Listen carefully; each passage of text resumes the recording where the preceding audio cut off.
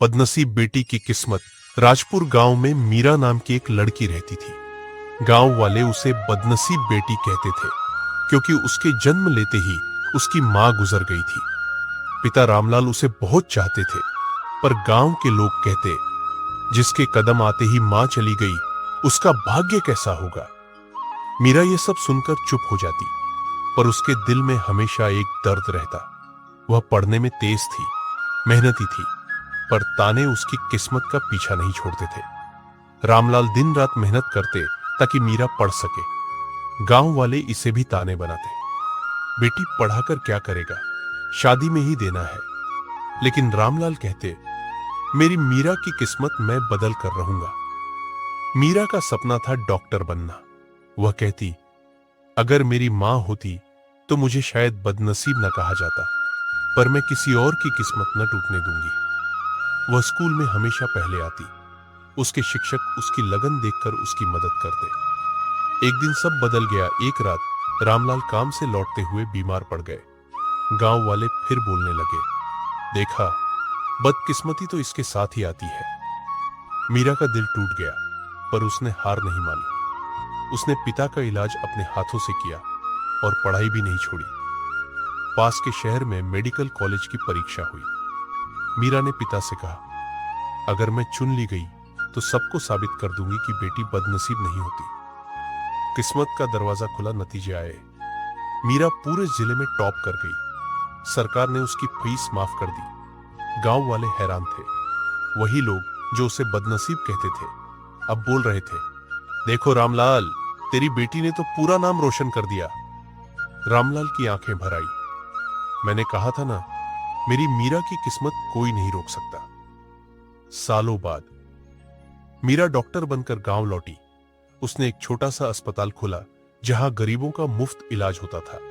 अब लोग उसे सम्मान से डॉक्टर मीरा कहते थे। एक दिन एक बूढ़ी औरत अपनी पोती को लेकर आई और बोली, डॉक्टर साहिबा, इसे लोग बदनसीब कहते हैं, इसकी मां भी नहीं रही। मीरा मुस्कुराई और बोली, बेटी, कभी बदनसीब नहीं होती, बस किसी को उसकी किस्मत पर भरोसा करना होता है। गांव की सारी औरतें यह सुनकर रो पड़ी और उसी दिन से मीरा का नाम गांव की नहीं बल्कि पूरे इलाके की शान बन गया।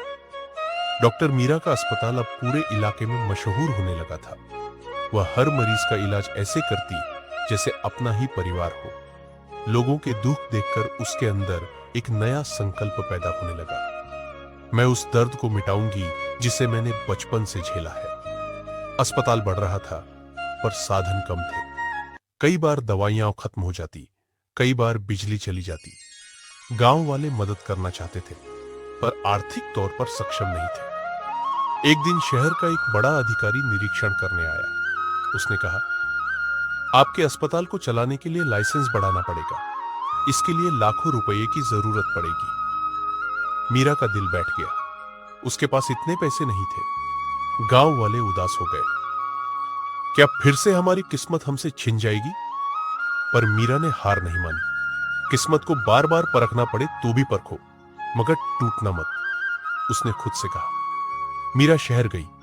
उसने बैंकों, अधिकारियों से मुलाकात की। कहीं मदद का वादा मिला, कहीं निराशा। एक जगह अधिकारी ने ताना मारते हुए कहा, ग्रामीण लड़की होकर इतना बड़ा अस्पताल चला लोगी, ये तुम्हारे बस की बात नहीं।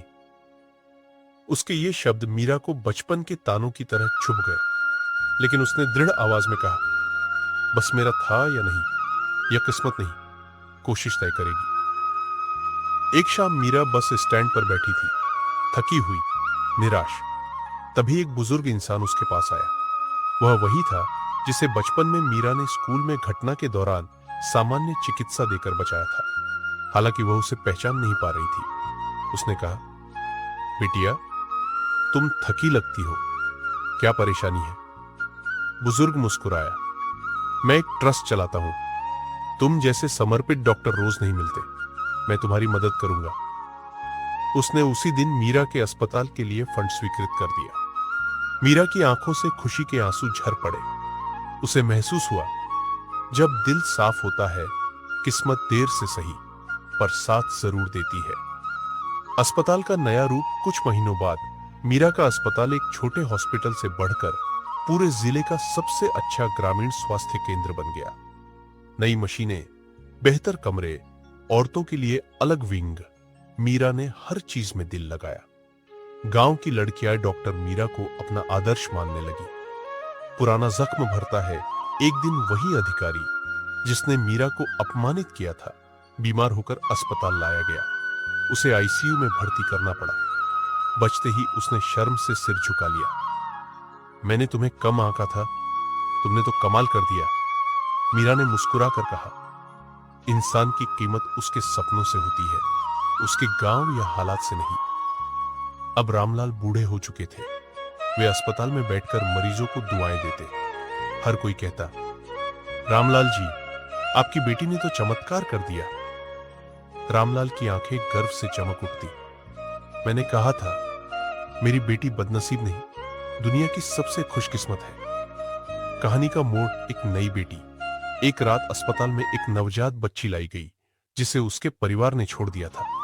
लोग फुसफुसाने लगे, लगता है इसकी किस्मत भी बुरी है। मीरा ने यह सुना और तुरंत बच्ची को गोद में उठा लिया। उसने कहा, किसी भी बेटी की किस्मत बुरी नहीं होती, बस उसे अपनाने वाला दिल चाहिए। मीरा ने बच्ची को गोद लेने का फैसला कर लिया। गांव में खुशी की लहर दौड़ गई। बदनसीब कहलाने वाली बेटी अब किसी और बेटी की किस्मत लिखने वाली बन गई थी।